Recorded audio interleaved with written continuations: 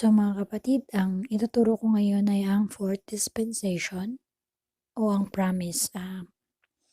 Ang objective ng chapter na to, ang objective niya is para malaman natin kung na si Isaac at si Jacob. And doon, simula nung storya ni Abraham, paano nagsimula yung pangako ng Panginoon kay Abraham hanggang sa natuloy-tuloy yun sa kanyang mga tagapagmana. So yun na kailangan nilang sundin, para makuha nila para mapatuloy yung pangako ng Panginoon na kasunduan sa kanila. Kailangan nilang sundin yung Abrahamic law. Paano si Abraham nanampalataya sa Panginoon. Yung promise ng Panginoon na kasunduan kay Abraham, itinuloy-tuloy ng Panginoon yun kay Isaac at kay Jacob. So, simulan na natin. Hallelujah Jesus. So, sa Genesis 16:1 to 16. So, dito na bali 10 taon na nun sila Abraham sa Kanaan, nakalipat na sila doon ni Sarai. Abram pang pangalan niya nun actually. Si Abram at si Sarai. 10 taon na sila sa bayan ng Kanaan pero wala pa silang anak. So sa pagmamadali ni Sarai na magkaroon na kagustuhan ni Sarai na magkaroon ng anak, sinunod nila yung kasi nung panahon na yun uso na yung mapakasal-kasal sa kanila dati ganon kasi na dun sa na uso na siya. So sinunod nila yung sa kakakulit ni Sarai kay Abraham na sundin na rin nila yung ginagawa ng iba na dun na tawag nito na kumuha na lang ng tanggapin na ni Abraham yung kanyang isang alila sa kanyang alipin na para magbuntis para sa pamamagitan na magkaroon siya ng anak. So yung kasi gusto niya magkaroon talaga ng anak. So dahil nga isip niya na baog siya.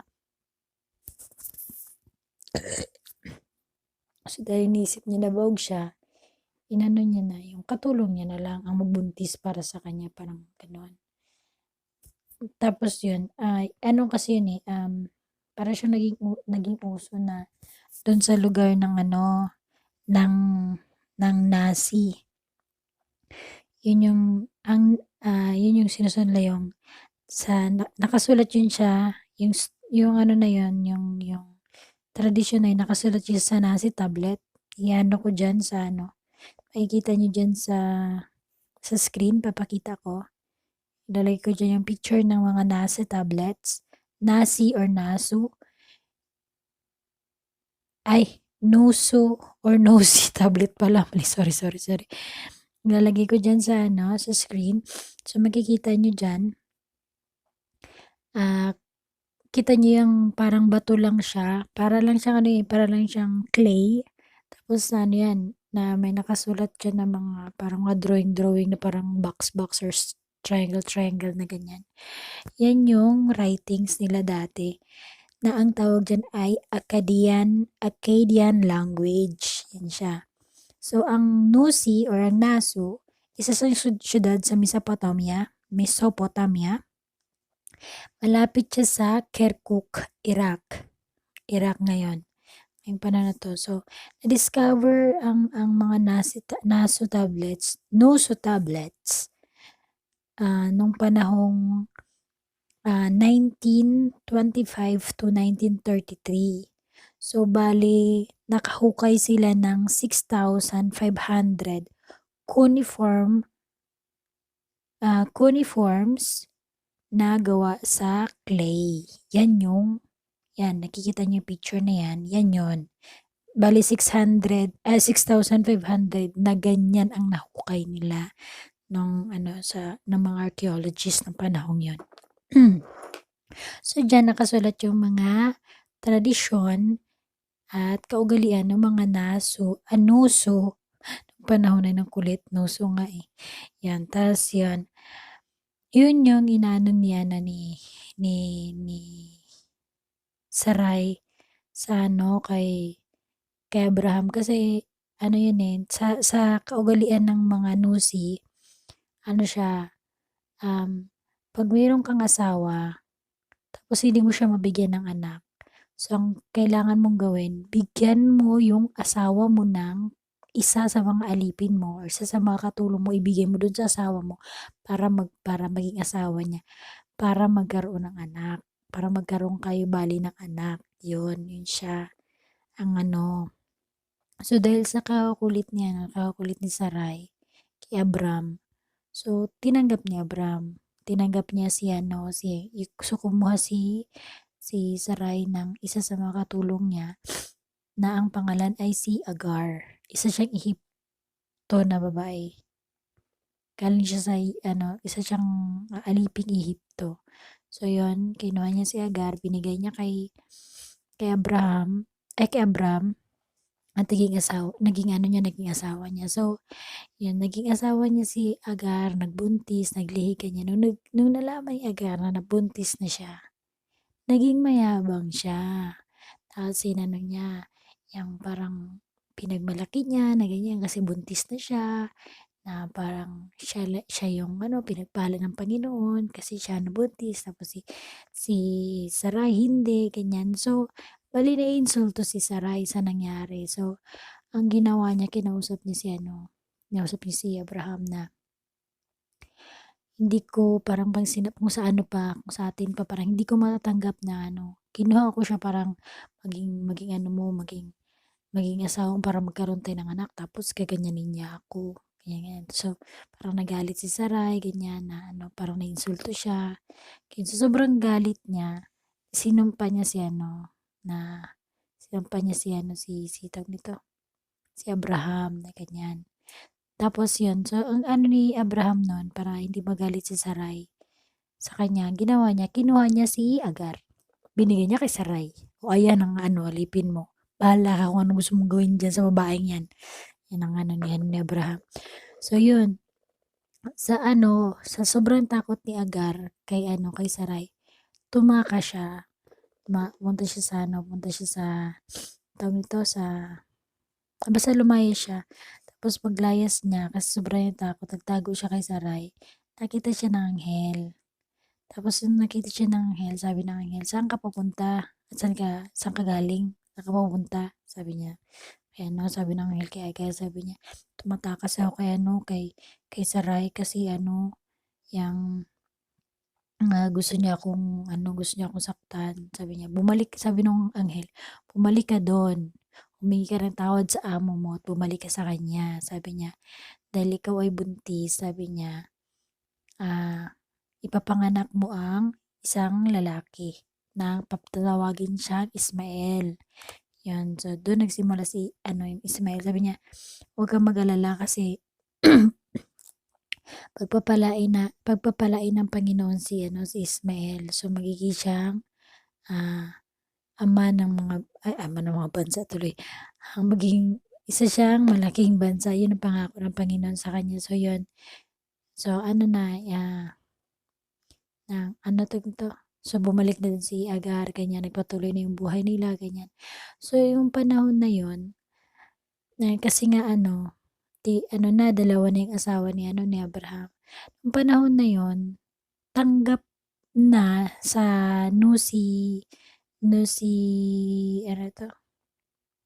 kasulot sa tablet, tanggap na ng parang,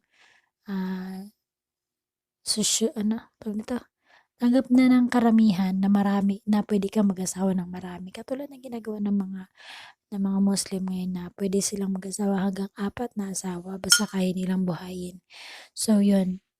Ng panahon na yun. Pero, tawag nun polygamy. So, pero hindi siya inaprubahan ng Panginoon. So, kaya yun, hindi naging matagumpay yung kagustuhan nila na kagustuhan ni Sarai na maging masaya yung pamilya nila dahil mayroon na silang anak. Kasi nga nagkaroon sila ng conflict ni Agar kasi naging mayabang yung isa, so gano'n. So hindi pinagpala ng Panginoon yung desisyon na yun kasi nga hindi siya desisyon ng Panginoon, desisyon lang siya ng tao. So yun, so parang inaano ng Panginoon na hintayin mo yung desisyon ng Panginoon sa inyo, huwag yung desisyon mo kasi 'di ba nga sabi, God's plan is always the best plan. So yun. So yun, konting kaalaman, ang polygamy ay galing sa salitang late Greek na polygamia na ibig sabihin ay kasal ka sa maraming asawa. So kung lalaki ka na marami kang asawa, ang tawag sa iyo ay poly ano, polygamy. So kung babae ka naman na marami kang asawa, ang tawag sa'yo polyandry. Yun ang tawag sa'yo kung babae ka na marami kang asawa. So, dahil hindi naman pinangako kay Ismael hindi naman kay Ismael pinangako yung kasunduan ng Panginoon. So, ano ng Panginoon na magkaroon pa ng anak si Abraham. So, yun. So, after 13 years, so dahil hindi na, tawag yan, parang hindi nagkaroon ng contact ang Panginoon kay Abraham for 13 years kasi nga, 'di ba, gumawa nga siya ng desisyon na hindi naman kalooban ng Panginoon. So tawag nito? Pero naghintay pa rin siya sa ng Panginoon sa kanya. So yun, malaki na, that time malaki na si 13 years old na si, tawag nito?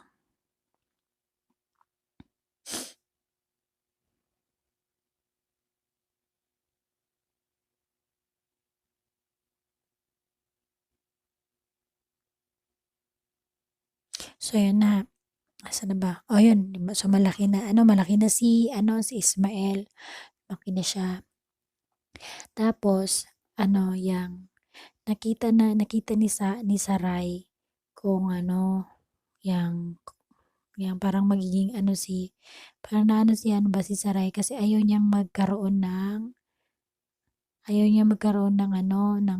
magiging kahati yung asawa niya. So ang ginawa niya, niya kinausap niya ulit si Abraham na ayokong nandito ang anak mong yan, sabi niya. Gusto kong paalisin mo sila ng nanay niya. So yun, so ang ginawa, ayaw sanang paalisin ni Abraham yung mag-ina niyang si Ismael. Kaya kasi Agar, ayaw niya sanang paalisin kasi nga syempre anak niya pa rin yun, mahal niya pa rin yung anak niya. Pero sabi ng Panginoon, sige na sundin mo na si Sarai kung yun ang gusto niya.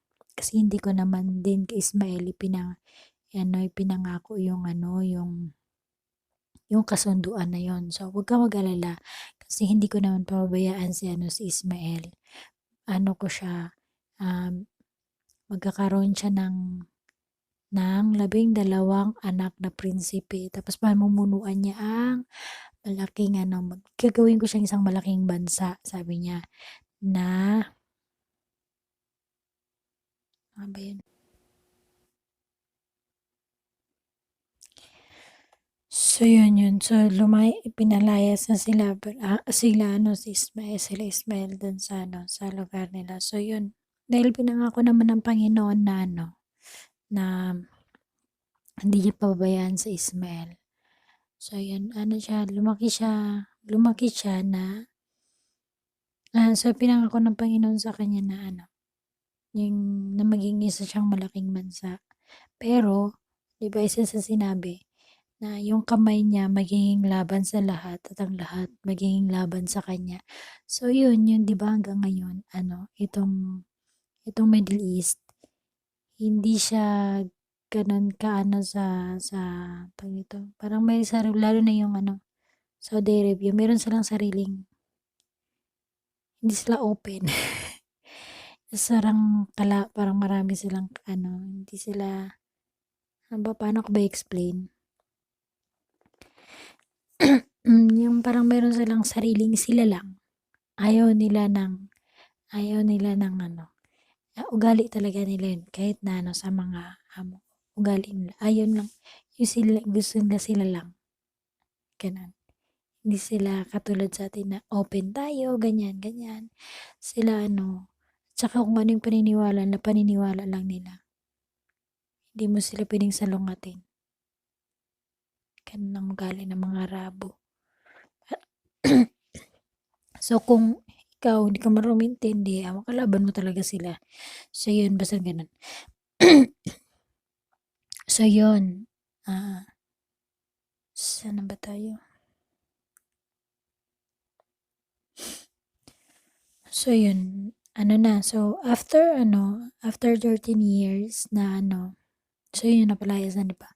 So, bago yun napalayas sila Ismael, pinanganak mo na si Isaac. Yun yung ang pinangakuan ng Panginoon na magiging anak ni tawag nito, ni Abraham. Nung time na to, bago pinanganak si Isaac, muna siya, nagpakita muna ulit yung Panginoon kay Abraham. Nagpakita muna ulit kay Abraham yung Panginoon na na yun, na niya na magkipagkasundo na ako sa iyo, yan, patunayan mo sa akin na isa kang matuwid, ganyan. So, ginawa naman lahat ni Abraham ang mga inutos ng Panginoon, ganyan. So, yun. So, ang ginawa ng Panginoon, pinalitan niya na ang pangalan ni Abraham. Hindi na siya si Abraham. Magiging si Abraham na siya na magiging ama ng lahat ng bansa. Ang ibig sabihin. Tapos si Sarai, pinalitan na siya ng Sarah na ibig sabihin ay prinsesa. Yun. So, yun. Yun. So, pinangako ng Panginoon na bibigyan siya ng anak. So, ayun, hindi sila naniniwala na magkakaroon pa sila ng anak. Kasi 100 years old na nun si Abraham. Tapos 90 years old na si Sarah that time. So, syempre naman, di ba? Sino naman naniniwala na, di ba? Kakanak ka pa sa ganung edad.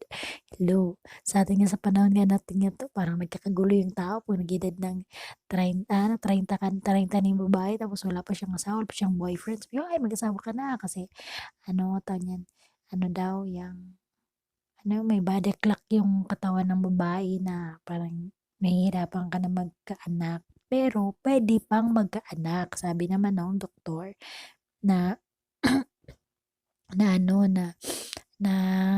pinapanood ko lagi yung si Dr. Mike sa YouTube. Pinapanood ko, pwede pang magkaanak kahit na ng edad na babae hanggat hindi pa natatapos ang menstruation niya, pwede pa siya magkaanak. Ang problema lang, magiging high risk lang yung ganon. So, yun. Sa panahon na to, hindi pa siya wala pang yung high risk. Basta sinabi ng Panginoon, wala kang magagawa.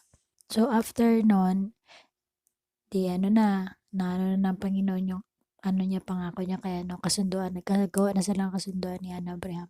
Tapos yun, pagka nun, pangailang taon ang lumipas, yung may dumating na tatlong panauhin si Abraham na yun, inibita niya sa bahay niya na kumain muna kayo sa bahay namin, ganyan. Tapos yun, invite niya. Tapos yun, sinabi ng na magkakaroon ng anak si Sarah, ganyan. Tapos parang hindi naniwala si Sarah, tumawa siya.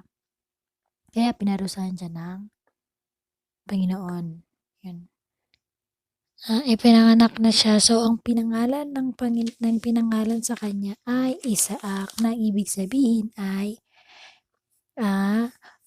siya ay tumawa. He laughs. Kung sa English pa. So, yun. Ilang 100 years old na nun si Abraham nang magkaroon ng anak si Sarah. Ang edad naman ay 90 years old na. Yun, tapos yun nun.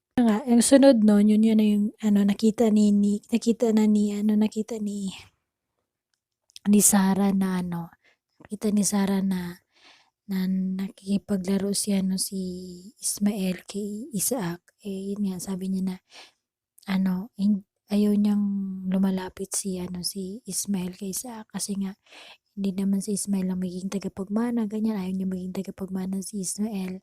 Dapat si Isaac lang. So, yun na, yung inano ko kanina na ano. So, pinalayas ni Abraham yung ano, yung si Agar at si ano, si Ismael sa kanila. Ismael ang naging ama ng ito, ama ng Arabong lahi. Subalit ang hidwaan sa pagitan ng mga Hudyo at ng mga Arabo ay patuloy hanggang sa ngayon. Hanggang ngayon. Hanggang ngayong panahon na to, hindi pa rin magkasundo ang mga Hudyo at ang mga Arabo. Hindi ko alam bakit na yun nilang magkasundo. Yun na. So, saan na tayo next? So, yun na di, pinanganak na si Isaac. So, syempre, tuwang-tuwa ngayon si Abraham at si Sarah kasi, di ba, for 23 years ang hinintay nila para magkaroon lang ng anak. Hamakin mo yun. 23 years kang naghintay para na magkaroon ng anak. Ngayon, andyan na siya. So, grabe yung tuwa nila.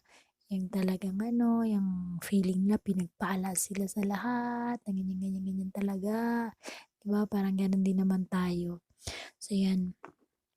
So, ngayon, ititest ng Panginoon kung gaano ka tatag yung paniniwala niya sa Panginoon. Kung gaano kalaking tiwala niya sa Panginoon. So, sinabihan niya si Abraham na sa sa Genesis 22, 1 to 19. Sinabihan siya ni Panginoon na Abraham, ano niyan, dalahin mong si anak mong si Isaac sa sa bundok ng Moriah at ialay mo siya sa akin. So, nagulat si Abraham kasi syempre 'di ba, oh, paano na? Nag-iisang anak niya lang yan si Isaac, 'di ba? Pinangako ng Panginoon. So, sabi niya, yung siguro sa isip niya, ha? Sabi ko, akin to, tapos iaalay ko sa'yo. Pero dahil nga, si Abraham ay nagtiwala sa Panginoon. So, hindi siya nag sa Panginoon na ayoko, na ganyan, hindi siya tumanggi. Ang ginawa niya na lang, kumuha siya ng alipin, kumuha sila ng donkey na sasakyan nila, asno, tsaka dinala nila si Ismael tuloy, si Isaac doon sa bundok ng Moriah. Nung nandun na sila sa bundok ng Moriah, sabi na sabi ni Isa kasi iniwan yung asno at saka yung alipin dun sa baba ng bundok. Paakyat na sila. Dala nila yung panggatong, yung yung punyal. Ano yung punyal? Punyal sa another word ng punyal. Kutsilyo or something. Basta ganyan yung parang panggilit ng leeg, ganyan. So, yun. Akyat na sila. Pag akyat na nila, sabi ni Isaac, Ama, asa ang tupa na ating iaalay kasi meron na tayo, kumpleto naman tayong dadalhin.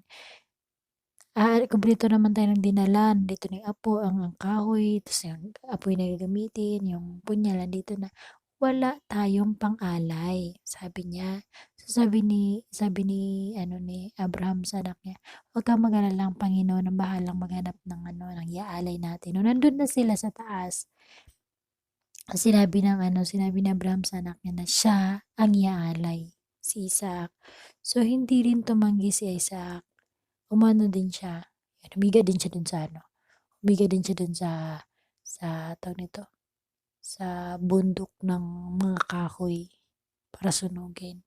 So, nung yung sasaksakin na ni Abraham yung kanyang anak, sabi ng tinig na, "Wag Abraham, nakikita na ng Panginoon kung gaano kalaki ang tawag nito, ang pagtitiwala mo sa kanya na parang yun. gaano kalaki ang ano, ang pananampalataya mo sa Panginoon na kaya mong ibigay yung sarili mong anak. Gano'n ka-selfless si ano, si Abraham na 'di ba? Kung tayo siguro, bakit mo ibibigay yun na nga lang meron ka tapos ibibigay mo pa, 'di ba? Pero iba iba yung ano, pananampalataya ni Abraham sa Panginoon na alam niyang mawawalan siya, pero dahil nagtiwala siya sa Panginoon, alam niyang hindi siya pababayaan ng Panginoon. So yun, so dahil dun sa sobrang tuwa ng Panginoon na yun tinupad ng Panginoon kay Abraham yung pangako niya na maging ama siya ng lahat ng lahat ng bansa. So, yun. So, ano na,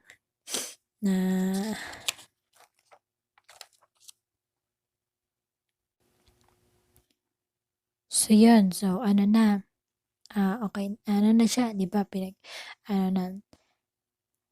So, si Abraham, ginawa na naman siyang father of faithful. Yung, ano bang faithful sa Tagalog? Nakalimutan kong faithful sa Tagalog. Nakalimutan ko.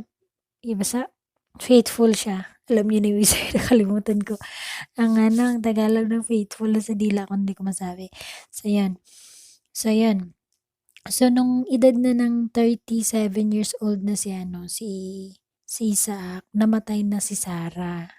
Sa edad, namatay na siya. So, pero buhay pa si Abraham nung panahong yon. So, ang ginawa ni Abraham, nag-asawa siya ng bago. Si Ketura ang pangalan, Ketura. Tapos, si Ketura, nagkaroon siya ng anak na 6. Tapos yun, doon na nagsimula yung, lumaki na yung, doon na nagsimula yung pangako ng Panginoon na si Abraham ay magiging ama ng maraming bansa, ng lahat ng bansa. So, yun. Natupad niya ng pangako niya kay Abraham. So,